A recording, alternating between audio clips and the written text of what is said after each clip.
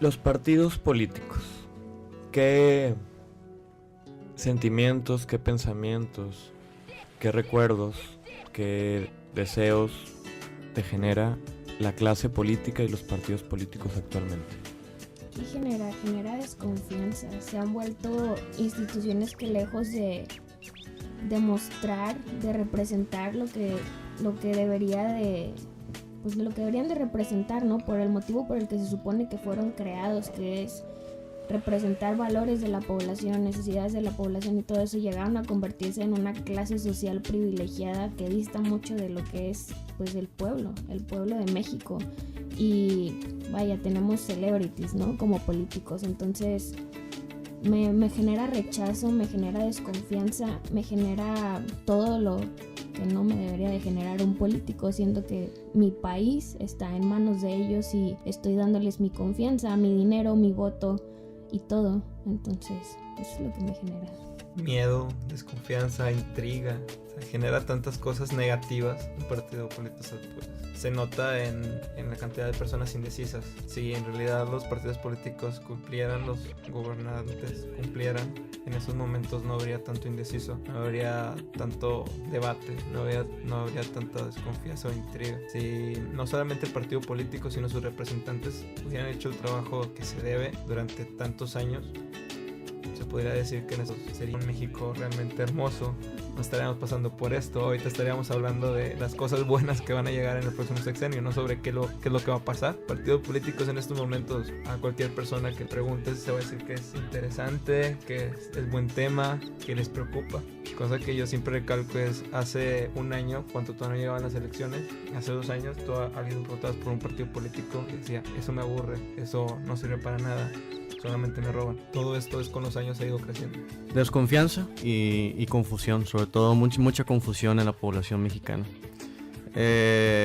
Noam Chomsky, lingüista egresado de la MIT, habla acerca de este tipo de cuestiones, sobre todo el análisis del control social. Y una de estas cuestiones es la discrepancia o las informaciones contradictorias. Se lanza tanta información de diferentes fuentes tan contradictorias entre sí que ya no existe un criterio de verdad y la gente ya no sabe dónde voltear sus ojos. Entonces, al no existir este criterio de verdad ni una fuente fiable, se confunde la gente y la gente ya no tiene una idea clara de qué es o cuál partido político es el adecuado.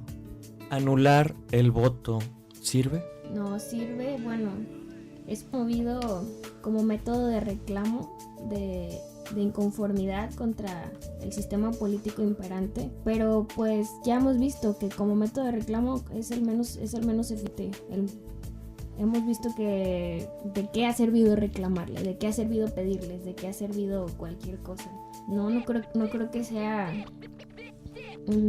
no creo que sirva, y menos en esta situación. Creo que la gente tiene que ir y en vez de simplemente decir yo no voto, yo me quedo en mi casa, es que tengo por quién votar, pues entonces que salgan a la calle, que vayan y se informen de qué es lo que está pasando, de los múltiples movimientos que hay, y eso es una manera de demostrar tu inconformidad. No simplemente me voy a quedar en casa, es voy a hacer algo para que tú dejes de oprimirme y dejes de quitarme lo que es mío.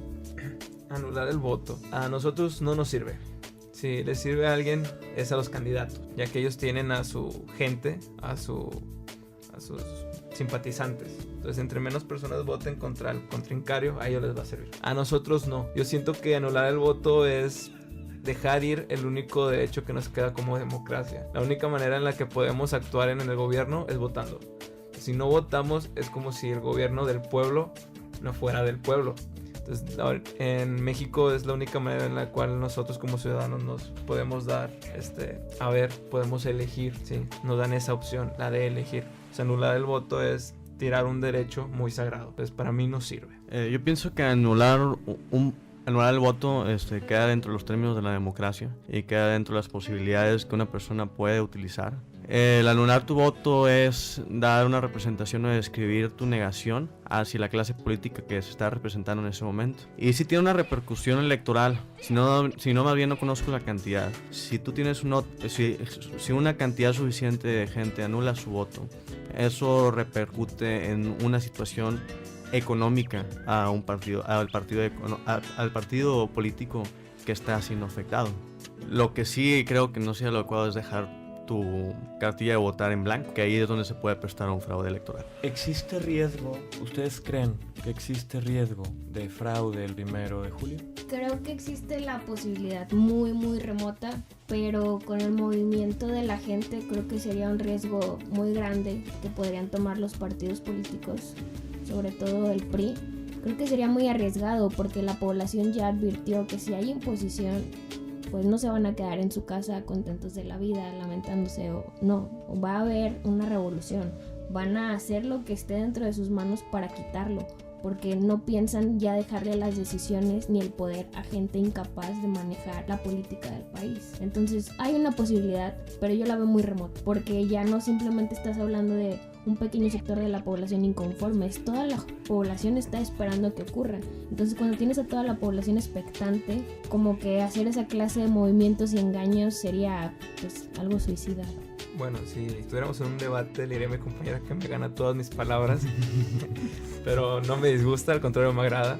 Yo lo veo igual en este momento hacer, sí se ve muy factible de que ocurra un fraude, pero es muy arriesgado para cualquier partido político. 132 nos está dando a ver que este despertar es de un México que ya no se va a dejar. Si llega a haber un fraude hacia cierto X, no solamente se van a quejar los simpatizantes de Andrés Manuel, los simpatizantes de Josefina, los simpatizantes de Gabriel Cuadri o Enrique Peña Nieto. Va a haber una manifestación, va a haber se va a alzar la voz por parte de todo México. Bueno, claro, excepto del que quien haya ganado. Pero si se llega a ver un fraude, ¿sabes? Ya estaríamos viendo todo México contra ese partido, no simplemente como ocurrió en el 2006 que era PRD contra todo México. En estos momentos es muy arriesgado, puede existir, no se dice que no, pero es muy arriesgado. Existe el riesgo de un fraude electoral. Para contestar la pregunta, me gustaría decir que ha habido a lo largo del tiempo 3 posturas que indican el comportamiento, las guerras, el deseo y la motivación que nos mueve a los seres humanos como tal. Estas 3 son el sentido económico, que fue planteado por Karl Marx, las cuestiones de los impulsos sexuales y las pulsiones sexuales por Freud, y el deseo de poder de Bertrand Russell. Yo digo que aquí en este momento estas 3 contiendas están consolidadas y van a llegar a un éxtasis o a la punta el primero del próximo mes. Lo que va a pasar aquí es que ya empezó a haber movimientos que te indican en la posibilidad de un fraude electoral, como la noticia de que los votos van a ser contados por Hildebrando, compadre de Felipe Calderón, nuestro actual presidente. A medida en que las élites de poder no quieran soltar sus beneficios, no quieran ceder todo el poder que representa, que creo que en este momento es inimaginable para nosotros, va a ser en la medida en que se va a crear una tensión social. Y esta tensión social solamente se va a ver y se va a evidenciar en su máxima expresión, creo yo, el 1 de julio o en los días siguientes. ¿Ya decidiste tu voto? No, todavía No. Mi voto es libre y secreto. Y un mensaje para los indecisos. Para los indecisos, que más que ver la televisión, más que ver esta guerra sucia que tanto han mencionado los políticos y que dicen que no existe, pero uno claramente puede verlo en las televisoras, más que enfocarse en las campañas políticas y todo, es voltear hacia el hogar de uno mismo y hacia los hogares de la gente que conocemos y ver realmente cuál es el grado de conciencia que hay, cuál es el grado de necesidad que hay, qué es lo que necesitas tú, qué es lo que necesita tu gente y quién te lo está ofreciendo, cuál es el camino más viable. Esto nos sirve, nos ayuda, pero ahí nos deja como queda la intriga. Después de tantos años, miles de propuestas que nos han comprado, nos han ganado y al final no nos lo cumplen. Miles de campañas que nos han dicho, nos han llenado el ojo, como se dice en la ciudad, que al final no es lo que se nos pintó. Entonces en este momento yo lo que sí recomiendo a todos, que es lo que yo hago, lo que siento que la mayoría de los que estamos aquí lo hacemos, es informarnos de buenas fuentes, tener la buena información sobre el candidato, no tanto el partido, sobre el candidato. Yo tengo 3 recomendaciones, que es leer y después leer. Comparar noticias, leer diferentes periódicos, La Jornada, Proceso, el país, el universal, de diferentes fuentes, inclusive externas en nuestro país, para ver cómo estamos, cómo nos ven desde fuera. Blogs, Animal Político, etc. Pero lo que a mí me gustaría dejar es una frase, o dos frases, que es la que nunca permitan que la escuela interfiera con su educación, porque no todo está en la escuela. Y otra es que el que más lee y más viaja, más sabe y más ve. Esta es una frase de Don Quijote de la Mancha. Y yo quisiera recomendar al auditorio, las circunstancias, un libro corto y muy digerible que se llama 1984, de George Orwell, en donde a través de él se van a dar cuenta de muchas cosas que suceden, y cualquier coincidencia con la realidad pues es mera coincidencia. Pues muchísimas gracias, Giovanna, Rafael, Javier, estudiantes de medicina, universitarios, conscientes y leídos, informados, que nos compartieron el día de hoy un poquito de su opinión, de su pensar, de su sentir, y que tengan todos un excelente día. Gracias, adiós. Muchas gracias. Radio UDEM presentó un programa para el desarrollo humano. Conciencia plena.